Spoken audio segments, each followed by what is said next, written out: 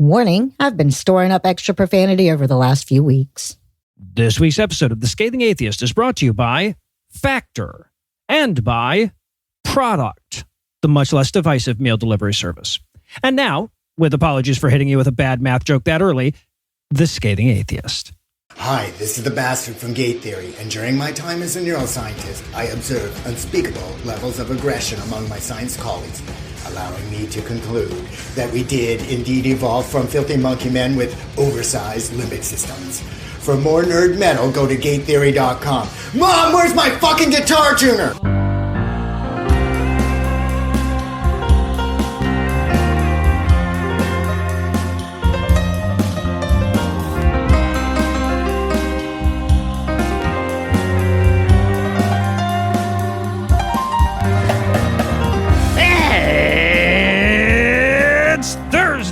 It's February 27th. And it's the UK's National Toast Day. Yeah, I'll keep things as dry as possible. Not possible, Marsh. I'm Noah Lugeons.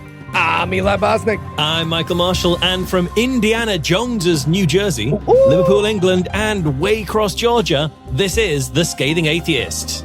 On this week's episode, nevertheless, we existed. British bishops will make an illegal move. And we'll learn who succeeded Cardinal Pell as Australia's worst living person. But first, the diatribe.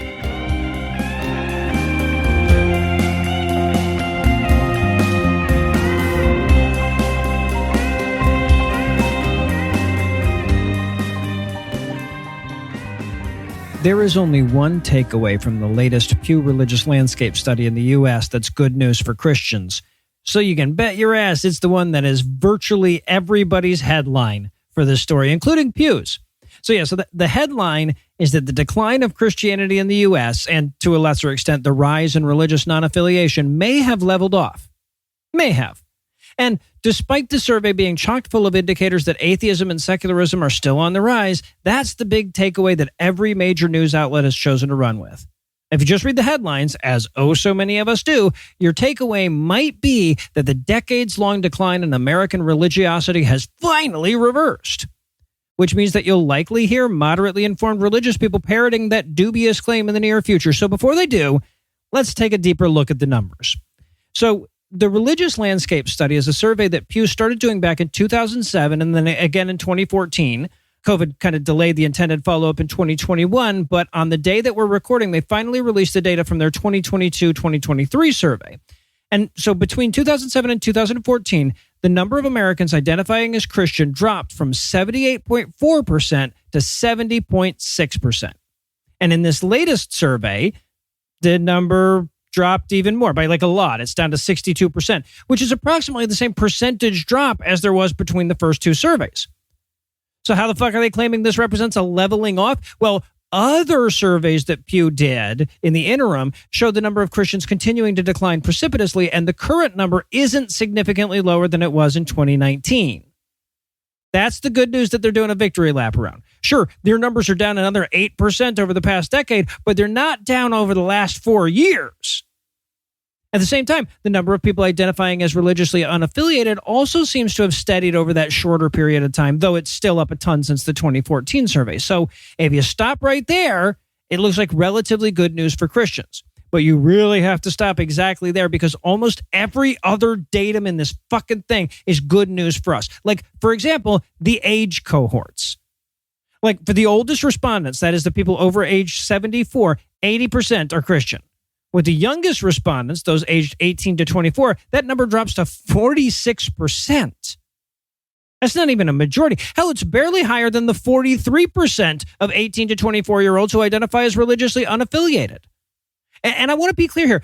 Yes, people do tend to get more religious as they get older, but that only happens to religious people. There's plenty of evidence to show that Christians pray more and go to church more and believe in God more as they get older, but there's very little to suggest that non-religious people become religious as they get older. In fact, the trend in this case is decidedly the other way. So even if the decline of Christians and the rise of nuns has leveled off, there's no reason to suspect it could stay that way for long unless we invent some kind of immortality and stop having babies. And by the way, when it comes to stuff like church attendance and daily prayer, a far more meaningful measure of one's religiosity than self-identification with a particular faith group, There's been no leveling off at all, even in the short term. In fact, the decline in those measures may well be accelerating. So not only do fewer people identify as Christians, but even the ones who do are less Christian. That's not the only good news we non-believers got, by the way. Another very encouraging takeaway is that both atheism and general non-religiousness seem to be getting significantly less white and significantly less male-dominated. In fact, right now, only 63% of American nuns are white. The percentage of Americans in general who are white is 62% or 75%, depending on how you define it. Now, most of that growth comes from Asian and Hispanic non-believers, and the percentage of African Americans identifying as religiously unaffiliated is still far lower than like their corresponding percentage of the population. So there's clearly still work to be done at, making our spaces more inclusive and welcoming and reaching out to those communities that we tend not to reach out to. But the survey shows that the work we are doing seems to be paying off. It's just that we're not doing enough of it. Similarly, the gender gap is moving in the right direction, possibly even quicker. When they did this survey in 2007, the percentage of women identifying as nuns, that was 13% versus 20% of men.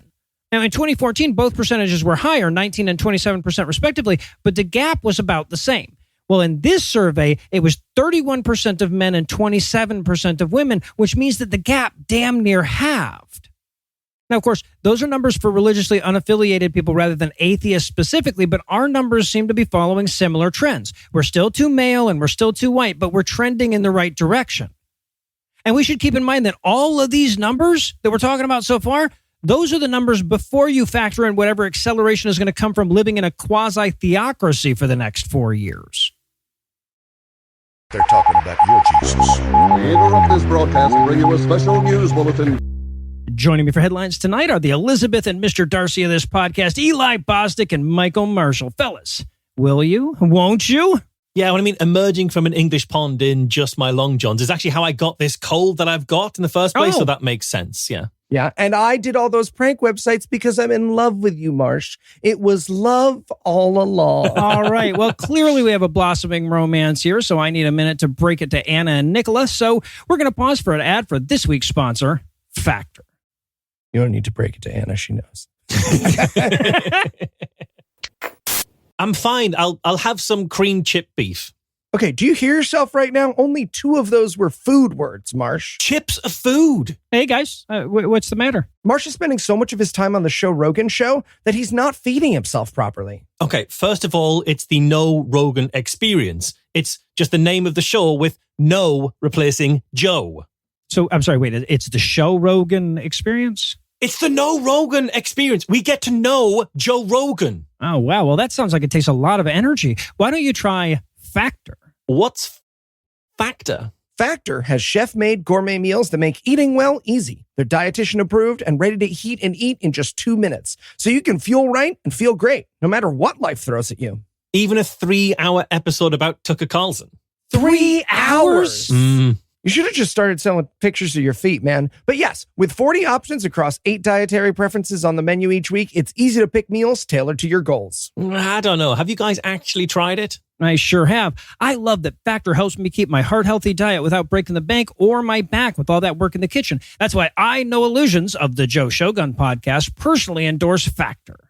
Wait. What's the Joe Shogun podcast? Oh, it's Noah's alt history podcast where the Japanese won World War II and Joe Rogan is a feudal lord of a part of Austin, Texas. Okay, no, that actually sounds pretty great. It's great. It's a Yes, really I'm good still show. crowdfunding the second season. Eat smart with Factor. Get started at factormeals.com/factorpodcast and use code FACTORPODCAST to get 50% off your first box plus free shipping. That's code FACTORPODCAST at factormeals.com/factorpodcast to get 50% off plus free shipping on your first box. So what is creamed chipped beef anyway? Oh, yeah, look, here's a photo of it. Oh my, that's the worst looking thing I've ever seen, man. It tastes all right, though. Does it? No.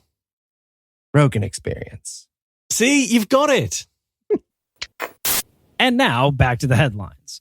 In our lead story tonight, Pew Research would like to remind Americans that we're nowhere near as Christian nationalist as you might guess based on our government and national policies. In fact, in a survey of 37 nations, the U.S. showed up in the top half of least religious nationalism, which means, among other things, that Pew isn't defining it correctly. Yeah, like Pew, I get it. We're not Iran or anything, but not for lack of trying, Yeah, guys. really.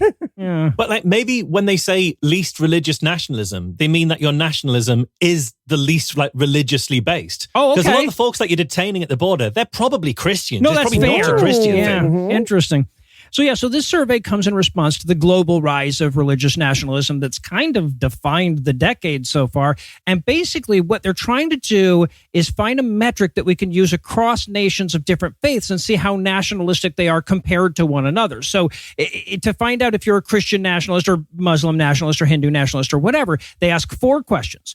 How important is belonging to the historically predominant religion to being truly part of your national identity? How important is it to you that national leaders share your religious beliefs? How much influence do you think the historically predominant religion's sacred texts should have on the laws of your country? And when the sacred texts conflict with the will of the people, which should have more influence on the laws of your country? And if you answer very, very, a fair amount or more, and sacred texts over the will of the people, you are a religious nationalist. Okay, well, those questions either taught me that I'm now a devout atheist nationalist, or you can only trick me on 3 out of 4 questions. I'm not sure what I learned. But when it says historically predominant religion, how much of history do they actually mean? Because I really want your country to like trick itself into installing a Native American theocracy. That'd be amazing. Like there's going to be a totem pole in every classroom. Yeah, They've been there a long time. There you go. I love it. Now, so by this standard, only 6% of Americans qualify as Christian nationalist. Compare that to Kenya, the nation in the survey with the most Christian nationalism, where the number was 32%, or literally any of the Muslim countries they measured, where the number went as high as 46 and never lower than 11%. And like I said, I think the standard is flawed, but it's at least equally flawed across all the various countries, right? So this is sort of encouraging, but it's also sort of terrifying because it's a stark reminder that even shifting the will of the populace doesn't matter that much, right? Since the people in charge aren't remotely representing that populace to begin with. I feel like I had gotten a few of those reminders this year already, Right? but it's good. It's good to say it again. Yeah. Now, to be clear, it isn't just that Christians have outsized control over the government, though that is the biggest problem. But when you plot out the results on a graph, right, where the y-axis is percent who think that their sacred text should strongly influence the nation's laws, and the x-axis is per capita GDP, the results create like a diagonal downward line. That is, the more money people make, the less important it is that some bullshit religion govern their country. The only major outlier from this otherwise pretty much linear graph, of course, is the U.S., which just sits in the top right of the graph all by itself.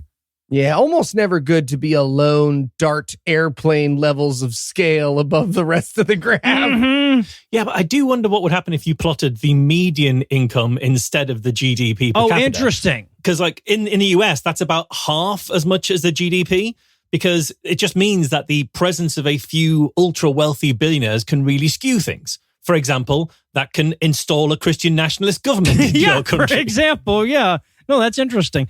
But honestly, I think the biggest takeaway from this survey, at least for the U.S., is a reminder that the biggest problem in our country is disenfranchisement.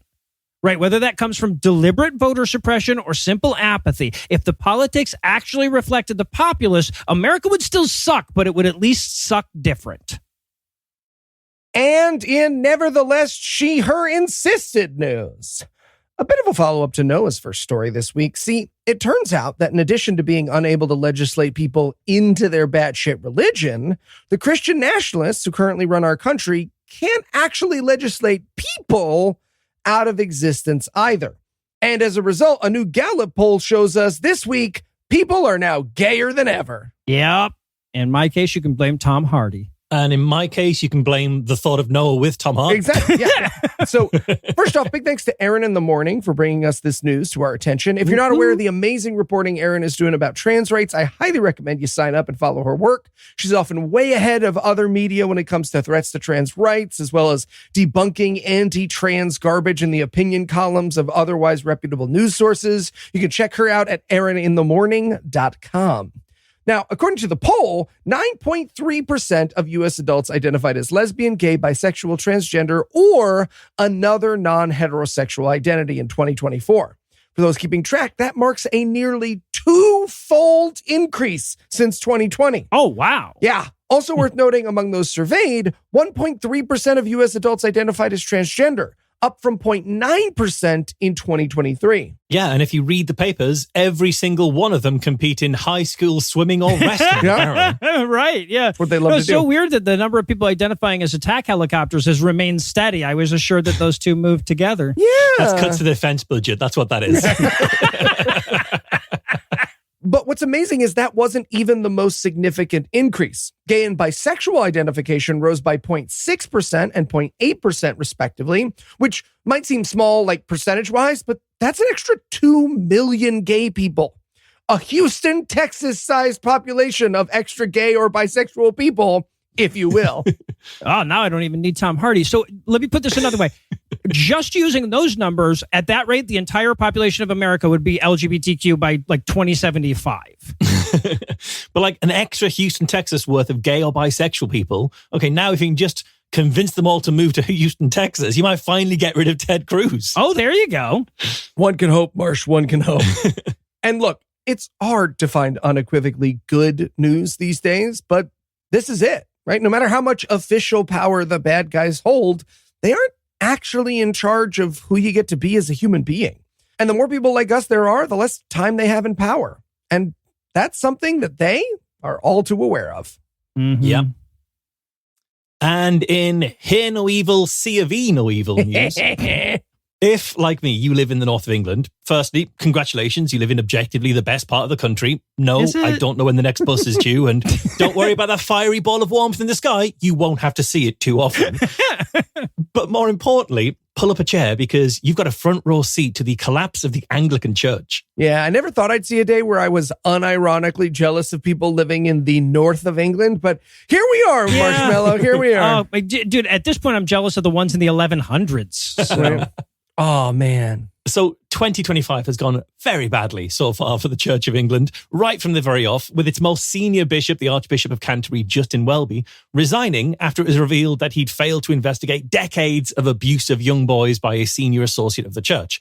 And in his final speech in December, before leaving the House of Lords in January, he suggested, quote, "If you pity anyone, pity my poor diary secretary, who has seen weeks and months of work disappear in a puff of resignation announcement." Oh my unquote. God. Mondays, am I right? But seriously, folks, I'm sorry about all the child rape. Who's drinking tonight? Yeah, won't somebody think of the poor people who have to fill out all that child rape paperwork? They never get any sympathy. Exactly. Jesus. And before that puff of resignation even had time to waft away, the C of E were caught in another scandal when the Bishop of Liverpool resigned from his post at Liverpool Cathedral, a mere 2 miles from this very back bedroom turned podcasting studio. That's the Right Reverend John Perembalath, who stood down claiming that he didn't want the mission of the church getting distracted by the allegations of sexual assault and harassment made against him. I see. We must refocus our efforts back to our all-important task of rearranging the nation's elderly on various church benches. I feel like at this point, all the Jesus stuff is just a distraction from dealing with the sexual assault, isn't it? Very much so. Because Perembalath was accused in a Channel 4 News investigation of kissing and groping a woman without consent on separate occasions between 2019 and 2023 while he was a bishop in Essex. And then he was moved to be the Bishop of Liverpool in 2023, and the allegations arose then. And the allegations were looked into by the church's national safeguarding team, who cleared Perembalath of all charges, which might seem like a failing from that team, but bear in mind that at that very time, they were busy dodging calls for an investigation into the abuse claims that would eventually see off Justin Welby. And there's only so many hours in the day for you to get stuff done. Yeah, I feel like if you're at work and someone in your office asks about the abuser you're covering up and you have to say which one, you should probably quit that job, right? Yeah. Well, when it rains, it pours. Just hours after Perembalath issued his resignation statement, a statement which was, quote, "not occasioned by fault or by any admission of liability," unquote. News broke that a second accuser interviewed by Channel 4 News was actually Bev Mason, the Bishop of Warrington, a town 20 miles east of me right now. And I've got to point out, that the Catholic Church are doubtlessly watching this right now and taking away exactly the wrong lesson about having female bishops. No, the Pope did a whole snitches get stitches speech to the nuns a few months ago. He did, He covered it. He covered it. So Bev Mason was actually the former acting Bishop of Liverpool prior to Perembalath's appointment, and she released an open letter accusing the Church of England of not properly and satisfactorily addressing concerns about Perembalath. We've since learned that the Church actually did take swift and decisive action to pressure Bishop Mason into taking an extended leave of absence while they slow walked their investigation. That's the action they took. Wow. All right, so as bad as that sounds, it's really the only way we could keep her safe from us. I mean, we're not you saw what we're doing, right? Nothing. So as a result, Mason said in her letter to the diocese, quote, "My prayer is that now things have been brought into the light, there'll be no more defensiveness, but an honest scrutiny of what we're doing, how we're doing it, where the gaps sit, and how we address them," unquote. Sure. Yeah, to which the Church of England replied, "My, you are new, aren't you?" Yeah, right. Yeah, no, I'm sure that'll be as effective as we've come to expect from prayers. Yeah. Yeah, I mean, it is hard to know what that honest scrutiny looked like, but 2 weeks later, the person nominated for the open seat as the Bishop of Durham anonymously withdrew from the process of appointment. There's no word as to why, but given the timing combined with the anonymous nature of the withdrawal, it looks way more than coincidental. And also, Durham, I'm going to point out for the sake of completion, is the town that I grew up in. Okay. I don't think Marsh is implying he was molested by whoever was running for the Bishop of Durham, but if he is, it's weird he left this gap in our notes for us to write jokes into. I just want to say that right now. And all of this has now led to calls from Julie Connolty, the Bishop of Birkenhead, which is the town on the opposite bank of the River Mersey and a place I can practically see from my office window. And she's now called for the Church of England to be disestablished as a result. And if removing the officialdom from the church organisation headed up by the king seems like an extreme move, I should point out that Bishop Connolty was made the church's deputy head of safeguarding in 2022, and she's the one calling for it. Yeah, if you're driving and you see a crossing guard trying to dig up the road he's meant to be watching, it's not a great sign, right? So what have we learned from all of this? Well, firstly, you should definitely hold on to your Church of England commemorative teapots and tea towels because they're going to be worth so much more on eBay once the church has been disestablished. Good to know. But also, apparently, you just need to move me around dioceses in the UK and crimes committed by bishops will just spill out into the open. Apparently. All right. Well, it looks like we've got a little travel to arrange, so we're going to take a quick break and hand things over to my lovely wife, Lucinda. A man wrote the Bible. A whore is what she was. If it's a legitimate rape, it makes you a slut, right? Cooking can be fun. Hey, I'm proud of a man. This week in misogyny. You know, this time last week, I'd have told you that there's nothing Trump could do that would inspire his Christian base to speak out against him. But it turns out I was wrong. All he had to do was a single non-evil thing, and holy shit, did they find their voices in a hurry. I'm talking, of course, about Trump's executive order last week that sought to lower the cost of in vitro fertilization. IVF is a subject with overwhelming support from the population across all religious denominations, and it especially has the support of billionaire ketamine addicts that subscribe to white replacement theory, so it's no surprise that Trump supports it. But that didn't stop evangelical Christians from freaking the fuck out when he actually tried to do something about it. Now, to be clear, he hasn't actually done anything, and he won't. The EO is aspirational. It calls for a list of ways to lower cost in the next 90 days, which is exactly nothing. But even that was too much for the U.S. Conference of Catholic Bishops' Committee on Pro-Life Activities. They released a statement condemning the order and blathering about life beginning at conception and IVF freezing innocent pre-fetuses. Now, to be clear, the Trump regime is eviscerating Medicaid and government spending in general, so there's no fucking way they're actually going to lower IVF costs. If anything, they're going to raise them by throwing so much of the medical industry into chaos and defunding relevant research. So at this point, it seems like this executive order is all downside for him, which is, ironically, its only real upside. And believe it or not, that's not where the good news ends today. I'm also happy to report that the Supreme Pontifical Court of the United States of Jesus has declined an opportunity to further restrict abortion access. A lawsuit out of Southern Illinois was challenging the practice of creating legally protected safe zones around abortion clinics. And much to my surprise, the SCOTUS didn't take the chance to eliminate them. Now, this is only good news in a very narrow sense. It's likely that they declined this case because they were waiting for a better challenge. The law at issue in this one was actually repealed last year. And even with that, Sam Alito and Clarence Thomas still wanted to hear the case. But for now, at least, those buffer zones will remain in place. Of course, given Trump's hard-on for pardoning people who violate them, I'm not sure how meaningful that will be in the long run. All right, enough with the good news. It's time to hit you with the scary shit. Have y'all heard of the SAVE Act, or the Safeguard American Voter Eligibility Act? It's one of the House Republicans' highest priorities now that they've squeezed their budget through. And the ostensible goal of the act is to protect against voter fraud. But since voter fraud all but doesn't exist, you kind of have to ask what the real goal is. Well, when I explain how it'll work, I feel like it'll be fairly obvious to you. See, the SAVE Act would require all voters to present documentation like a passport or birth certificate that matches their current name in order to vote. And gee, which segment of the population changes their last name most often? Now, this may not disenfranchise all women, but all it does is disenfranchise women and trans people. That's the entire result, and it's plenty worth being all the way terrified over. And with that reminder that the countdown to Gilead has just got that much shorter, I'll wrap things up and hand you back over to Noah, Eli, and Marsh. Thank you, Lucinda. And in Leave It to Devers news. If you've been listening to our show for a while, you know a few things are always true. Noah's the smart one. I'm the funny one.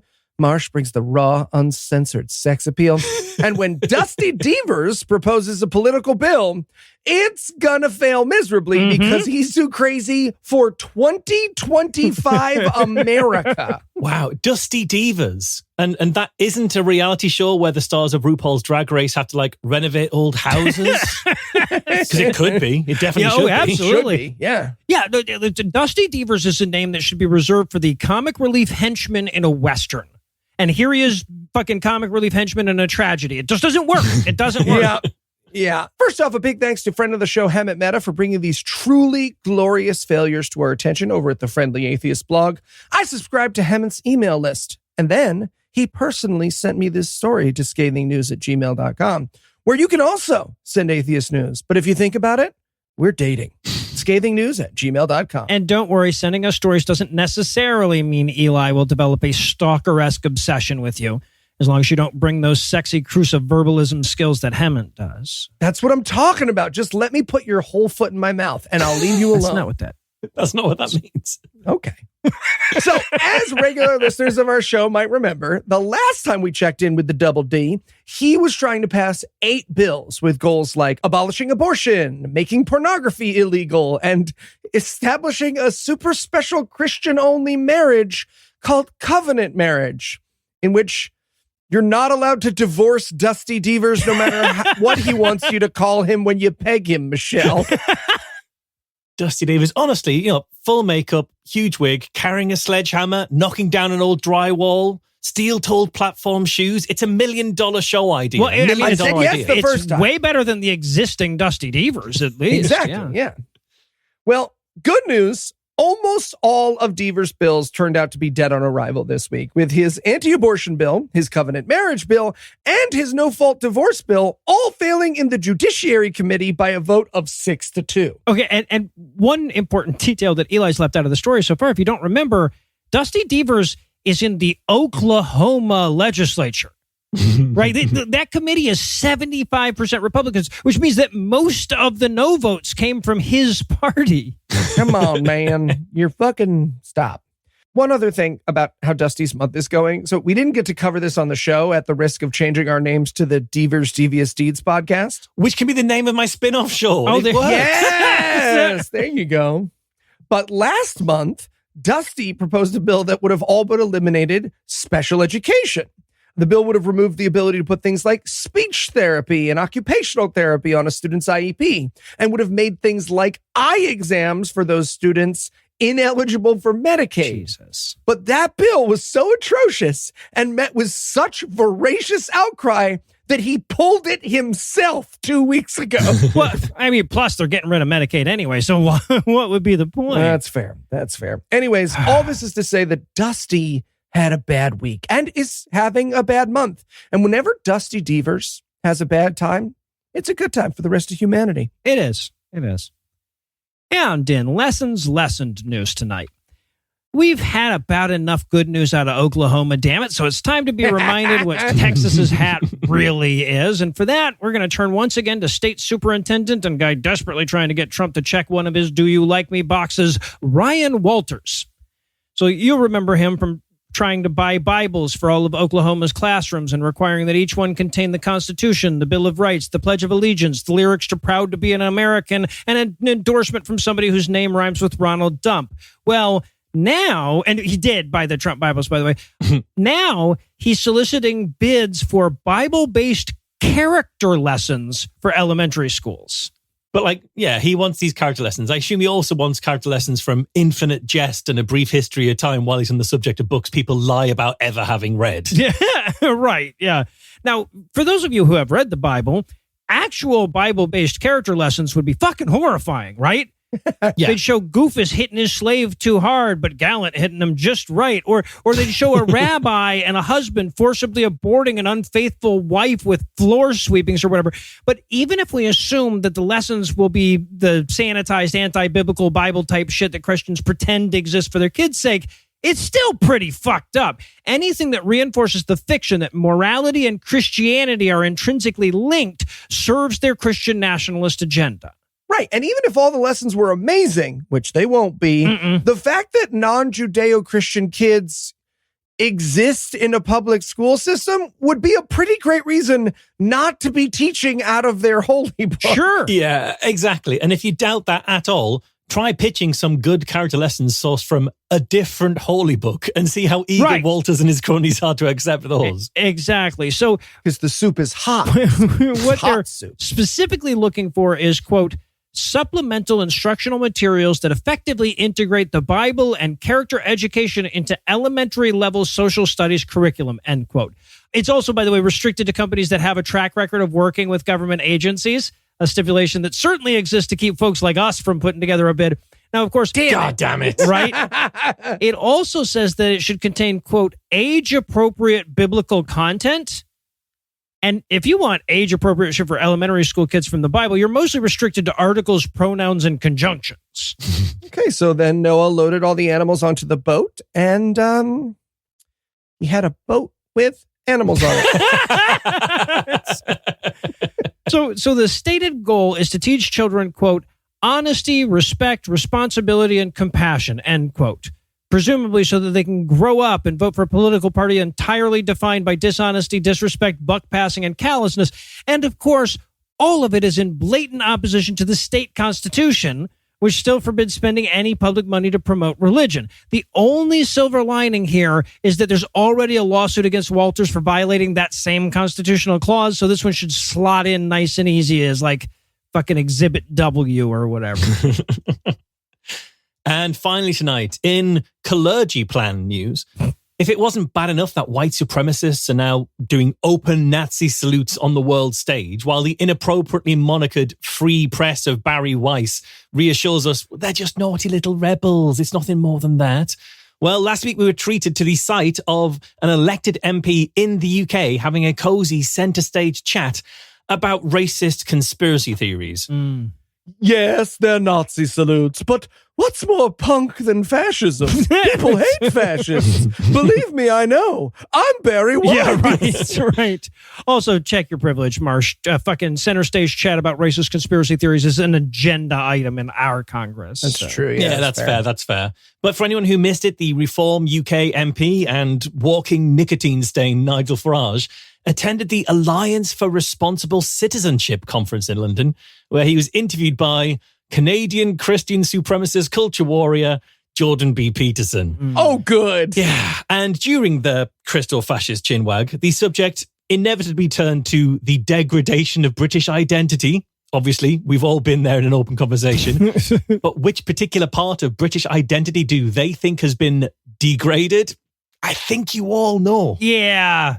Yeah, I'm honestly, I'm not sure who people like Nigel Farage and Jordan Peterson think they're scaring with this whole "there will be fewer people like us" tactic, but they stick with it. They're sticking with it. Honestly, the most disappointing part of this talk for me was that for once, Jordan B. Peterson wasn't dressed like a Batman villain someone crumpled up and threw in the trash halfway through the sketch. So according to The Times, Peterson pressed Farage on the importance of, quote, long-term, stable, married, monogamous, heterosexual, child-centered marriages, suggesting that homosexuals, divorcees, and single mothers were deviations from the norm, unquote, to the apparent applause of the crowd. Right. And Marsh is only saying apparent because we don't know that everyone in the room didn't start furiously masturbating at the mention of homosexuality. And we like to be open about that. Well, or perhaps because the very idea of applauding an attack on single mothers is so anathema to decency that his mind just cannot fully accept it without further evidence. Yeah. Right. Exactly. Perhaps they were just slapping themselves as much as they deserve. Oh, God, look at the room I'm in. So to that prompt, Farage responded that he, quote, may not necessarily be the best advocate for monogamous heterosexuality or stable marriage, having been divorced twice, unquote. And like, okay, I get the stable marriage part of that, but feels like Nige is really outing himself on the first part of that, how he's not a good advocate for monogamous heterosexuality. That said, we already knew that monogamous heterosexuality wasn't his thing, given how often he throws himself at any fascist world leader willing to flash a little ankle Farage's way. Nigel, we don't need to call out our hypocrisies like this on stage. That's what other people are for. You're fucking up my whole bit, man. So Farage continued that in the West, quote, we've kind of forgotten that what underpins everything is our Judeo-Christian culture. If we recognize that and if we value that, then I think everything comes from that. So yes, of course, family matters enormously. Of course, we need higher birth rates. There it is. Yeah. It's weird that country by country, the more we've forgotten that, the wealthier, healthier, better educated, and happier the people have gotten. But yeah, we better not forget it. So this is a sitting British MP doing a lot more than flashing his ankle to the Great Replacement Theory, which is also known as the Kalergi Plan, like in the headline pun from quite a while ago now, if you remember. Marsh had a footnote on that joke in our notes in case we were in danger of not realizing how clever it was. It's a niche reference. No, it's really good, though. It's really the infinite jest of this podcast, yeah. So the Kalergi Plan is the idea that wealthy elites are deliberately driving mass migration in order to weaken the white race. Sorry, I mean the Judeo-Christian culture. So the only thing that we Judeo-Christians can do to save us is to have more Judeo-Christian babies. Maybe they'll even give a special badge to the Judeo-Christian Brits who have the most Judeo-Christian babies. Maybe it could be a cross symbol, because Christian. It could even be made out of gold, because after all, we know Farage knows a gold guy. Podcast listener, if you're not from the UK and you're not paying for patron access to our script, Marcia's brought hyperlink receipts to that last sentence, and they are buck wild, my friend. They're buck wild. All I'm saying is Marcia's jokes are way funnier when you have the footnotes. They're good one way or the other, but they're way better with the notes. Much like Infinite Jest. Yeah, yes. I refuse to embrace an audio-only format. I'm sorry, you can't constrain me. The DFW of podcasting, Marsh. That's what I say about you all the time. And, silver lining, once you're done giving out all those gold crosses to all the Judeo-Christian parents who outbred the non-Judeo-Christian migrants, you now have a ready-made production line for making a different type of gold badge, maybe with more of a star motif, right. which you can hand out when you've decided that the Judeo bit of Judeo-Christian wasn't the bit you were trying to preserve. Yeah, right. And with that reminder that sometimes history does way more than rhyme, we're going to close the headlines for the night. Eli, Marsh, thanks as always. Jumanji. And when we come back, Marsh will show you that your opinion of humanity could too get lower.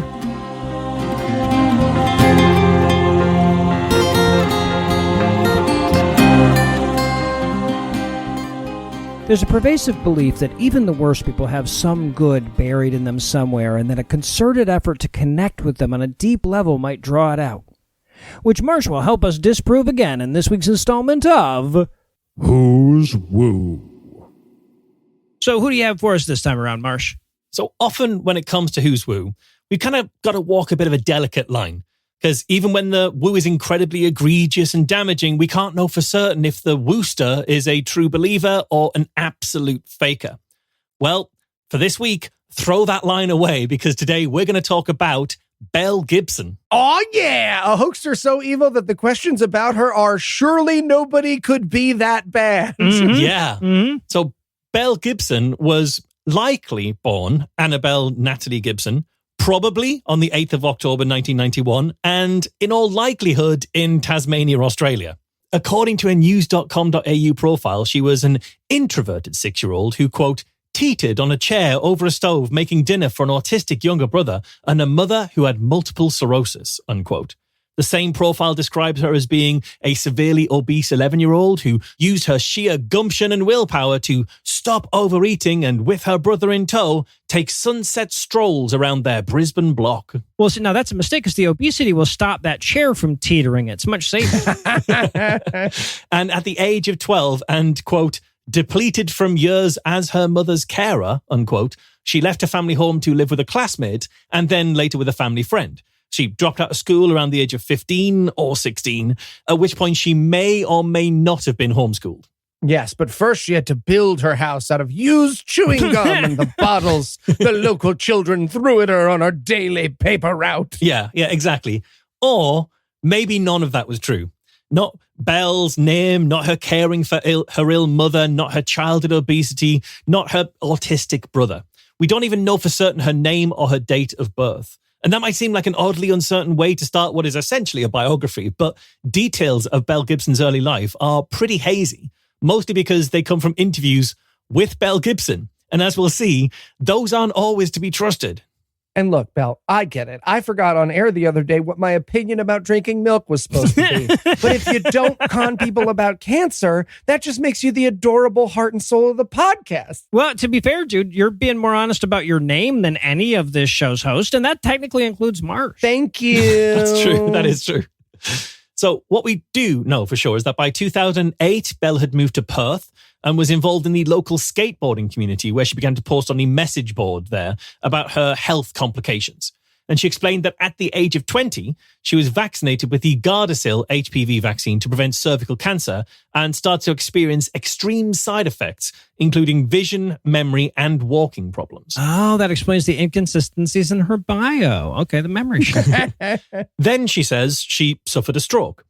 Then she told the forum that she needed surgery to remove fluid from around her heart. And then in one post, she said she just woke up out of a coma type thing and had no idea what was going on. The doctor comes in and tells me the draining failed and I went into cardiac arrest and died for just under 3 minutes. Best 3 minutes in Australian history. Okay, I know she's going to turn out to be all evil and wooey and full of shit, but so far we're just making fun of a sickly teenager from a broken home, and I'm going to need you to speed up that evil part a bit, Marsh. Okay, fair. Well, how about this, Noah? We can say fairly certainly that her coma claims were not true. Partly because there is no link between the HPV vaccine and any of the kind of side effects that she claims to have had and experienced there. But also because this was in 2008 when she said she was 20, despite the fact that her birth certificate clearly shows she was born in 1991, and so she wasn't even 20 in 2008. Oh, leave it to a man to call a girl out for lying about her age and whether or not a vaccine side effect literally kills her. Still, that illness made for quite a compelling story, and it would only get more so. According to multiple interviews around 2013 and 2014, after that stroke, she was diagnosed with, quote, a stage 2 malignant tumor of the brain, unquote, which she says was apparently caused by the vaccine.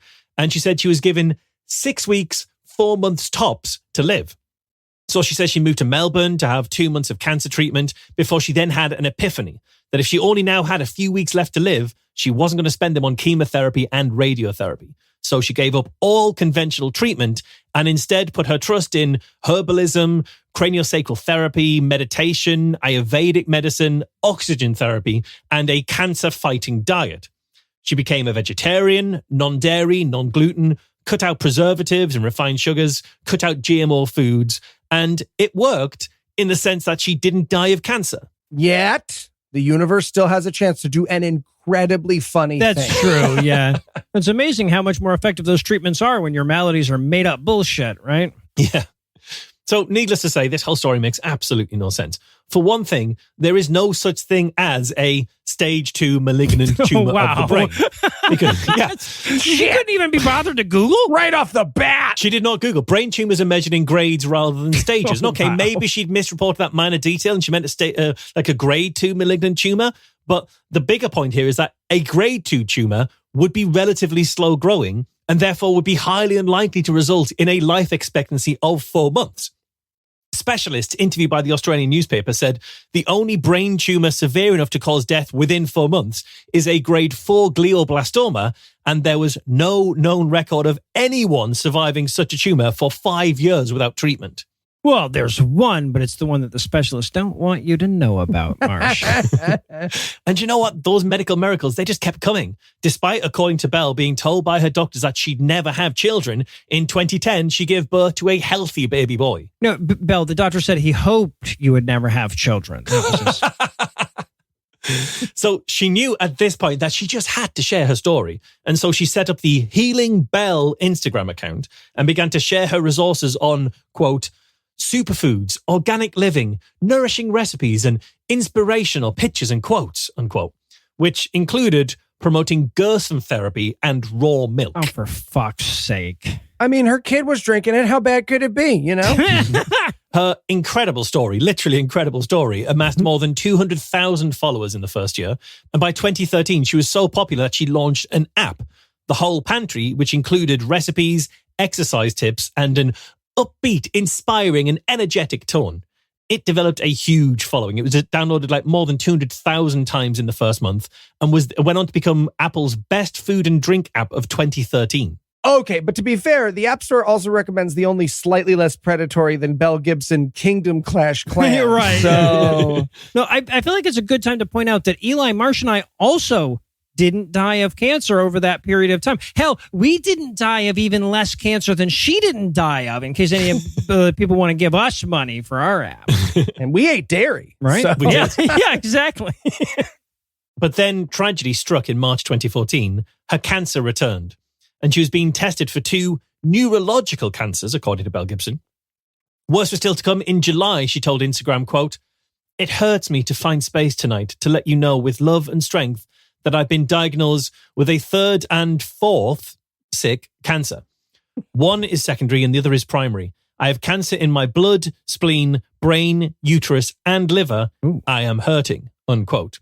Which was truly awful timing because it was at the exact time that she just launched a cookbook, The Whole Pantry, and she was right in the middle of negotiating a deal that would see her app added as one of the default apps at the launch of the Apple Watch, earning Gibson in excess of $1 million.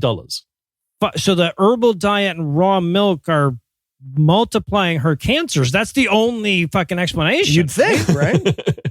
And somehow, despite her crushing health diagnosis, Belle remained upbeat and positive and motivational, telling Instagram, quote, "I live in an accepted place where I try not to hide the realness of living with cancer and pain, but also choose every day not to play a victim," unquote.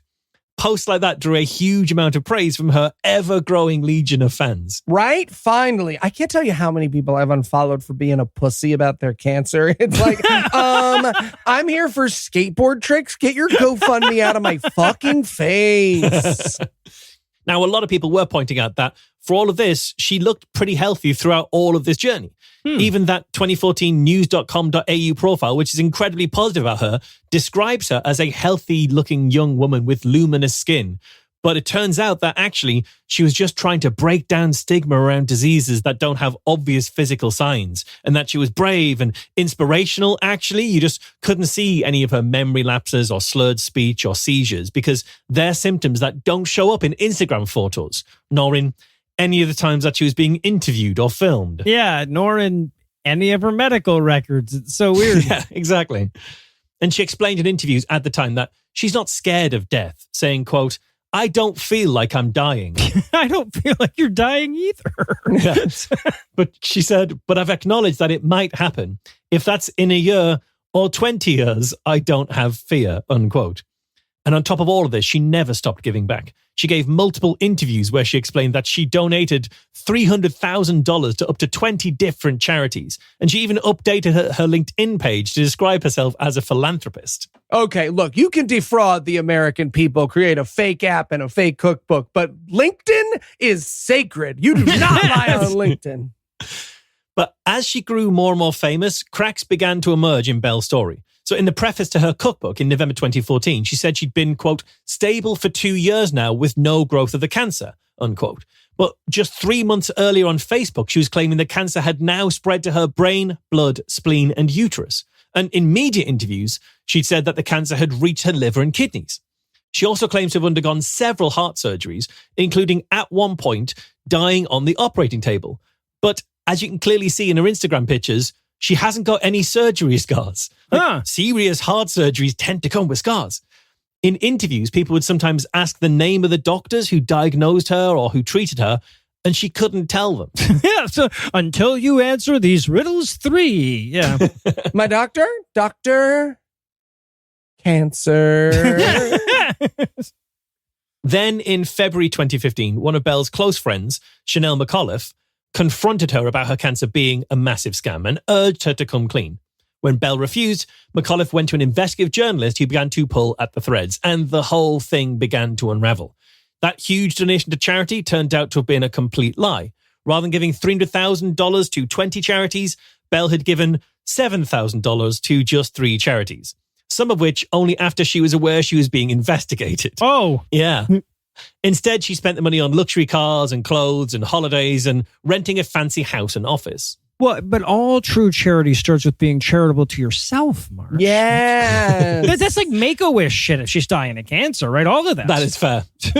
And it wasn't just her own cancer that Belle had been cashing in on. In March 2015, it emerged that she'd befriended a young child with brain cancer and had been fundraising to get that child further treatment, unbeknownst to the kid's parents, who hadn't got any awareness that she'd been saying anything about that and certainly hadn't seen any money from said fundraising. Oh, wow. But they did suspect she was using the information from their experiences to underpin her own claims of having brain cancer. Jesus. Yeah, kid, we're going to get you a pony any second now. Now, when you cough, is it more of like a or is it like a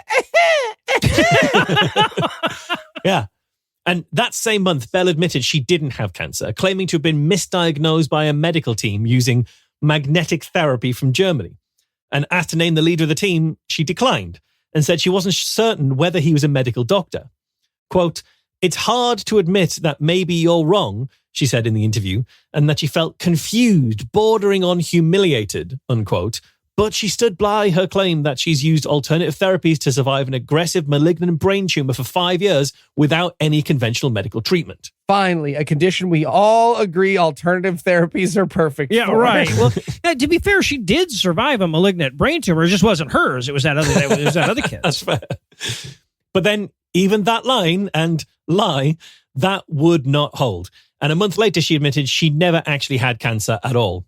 "I don't want forgiveness," she told Woman's Weekly. Well, good news then. Yeah.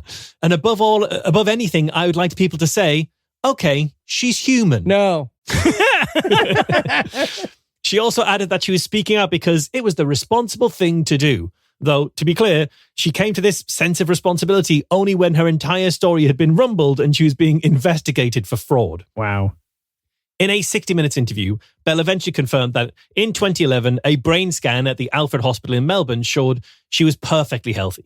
She says she'd actually believed she'd had cancer up until that point, claiming to have been wrongly diagnosed in 2009 by a German alternative medicine practitioner. Another unnamed one, obviously. Oh, really? Yeah. But presumably not the one she went to several years later, who told her that the cancer had returned.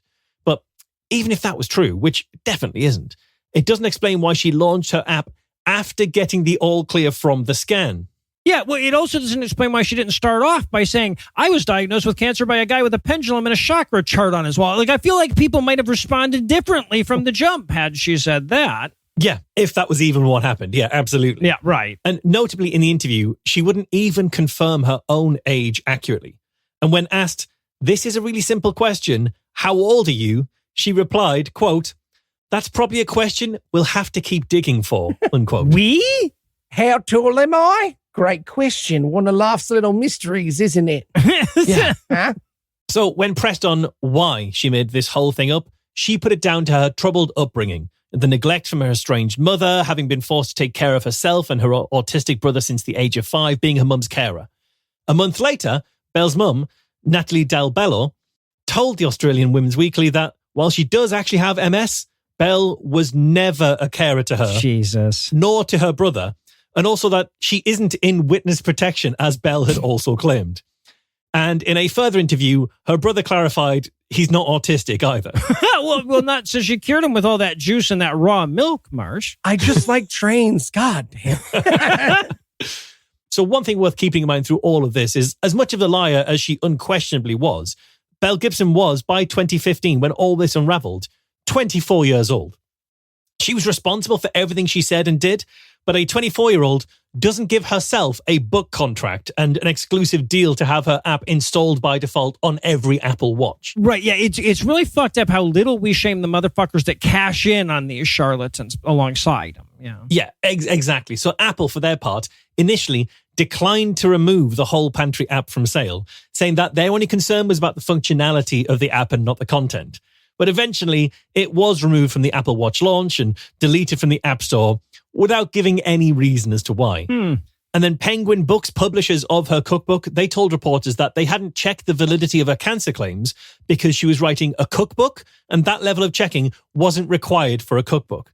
However, that claim was somewhat undermined by the book's preface, which is a 3,000-word essay on her cancer diagnosis and her healing journey. Well, and also that they was selling us a cookbook of fucking recipes that would cure cancer. Right. Yeah, exactly. And worse than that, footage later emerged of Penguin giving Belle media training ahead of the release of her book, which included asking her about what her cancer treatment is and how she takes it, and her response could not have been clearer that she's making it up. The publishers had this conversation with her and then thought, yeah, this story totally checks out, 100%. Okay, podcast listener, Marsha's put a link to this video in our show notes, and it's not clear she knows what a machine is, let alone cancer.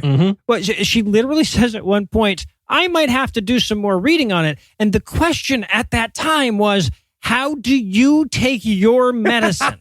Yeah, absolutely. So Belle's cookbook, The Whole Pantry, is no longer on sale, though interest in secondhand copies has somewhat spiked since she became the subject of a new Netflix drama series. I have a signed copy. Understandably, the book's page on Goodreads is filled with comments on how her whole story is a sham and a scam. But I do want to give you my absolute favorite review of her book on Goodreads from someone called Emma. And the review reads, despite the author being accused of faking her cancer, the book is still really good with some delicious recipes. 4 stars. Is she a con person who victimized thousands, including literally a dying child? Yes. But I can't get enough of this 3-bean chili. You gotta try it, everybody. Yeah, so I'll leave you all to think about how many people an author has to kill for Emma to take away that elusive 5th star. But I'll see you next time for another browse through the pages of Who's Woo.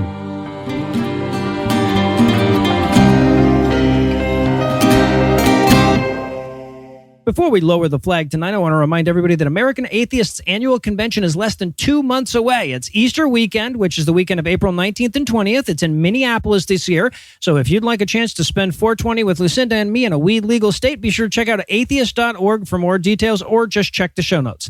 Anyway, that's all the blasphemy we've got for you tonight, but we'll be back in 10,022 minutes with more. If you can't wait that long, be on the lookout for a brand new episode of our sister show's Hot Friend God Awful Movies, debuting at 7 a.m. Eastern on Tuesday, and an even newer episode of our half-sister show Citation Needed, debuting at noon Eastern on Wednesday. Obviously, I can't hold my head up with pride if I neglect to thank Eli Bonsick for always being original, Marsh for always being oregano, or however he would pronounce it. I want to thank Heath for taking a week off and enjoying himself. He needs to do that from time to time. I also need to thank the lovely and talented Lucinda Lugeons for all her help this week. I also want to thank Gate Theory for providing not one, but ultimately 3 Farnsworth quotes. Be sure to check the show notes for links to more of their shit. It rocks. But most of all, of course, I want to thank this week's best people, who I will thank by name next week. Sorry, my throat's killing me and I'm trying to shave words where I can this week. Together, these people with plentiful patience paid penance to our impious provocations this week by giving us money. Not everybody has money, but if you do, we'd like some of it. And you can give us some by making a per-episode donation at patreon.com/scathingatheist, whereby you'll earn early access to an extended ad-free version of every episode, or you can make a one-time donation by clicking on the donate button on the right side of the homepage at scathingatheist.com.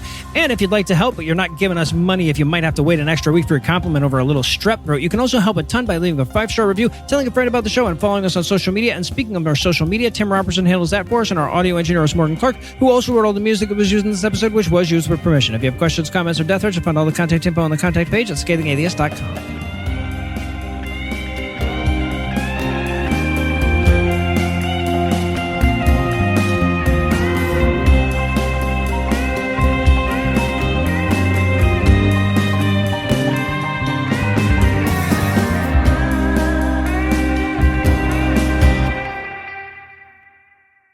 Matreon goal, we get the inflatable sumo costumes and we have a sumo tournament. This content is CAN credentialed, which means you can report instances of harassment, abuse, or other harm at their hotline at 617-249-4255 or on their website at creatoraccountabilitynetwork.org. The preceding podcast was a production of Puzzle and a Thunderstorm LLC, copyright 2025, all rights reserved.